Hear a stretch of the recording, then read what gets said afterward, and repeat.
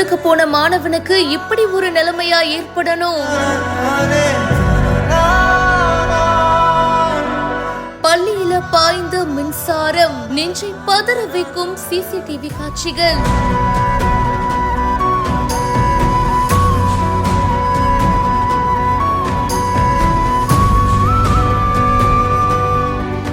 கேரள மாநிலம் கொல்லம் மாவட்டத்துல தேவலக்கர பள்ளியில 8ஆம் வகுப்பு மாணவன் மிதுன் அப்படின்றவரு படிச்சிட்டு இருக்காரு. ஸ்கூலுக்கு மேல் மாடியில பாத்தீங்கன்னா தன்னுடைய வகுப்பறை பக்கத்துல நின்னுட்டு இருந்திருக்காரு. அப்போ சக மாணவர் ஒருத்தர் அவருடைய காலணிய தூக்கி வீசப்பட்டதா கூறப்படுது. இதுல முதல் மாடியில இருக்கிற மேற்கூரை மேல அது போய் விழுந்திருக்கு. காலணிய எடுக்கலாம் அப்படின்னு இவரும் போயிருக்காரு. பார்த்து தாங்க போறாரு. ஆனா அப்படி போகும்போது எதிர்பாராத விதமா மின்சாரம் இவரு மேல இருக்கு. சம்பவ இடத்திலேயே அந்த மாணவன் பலியாகி இருக்காரு.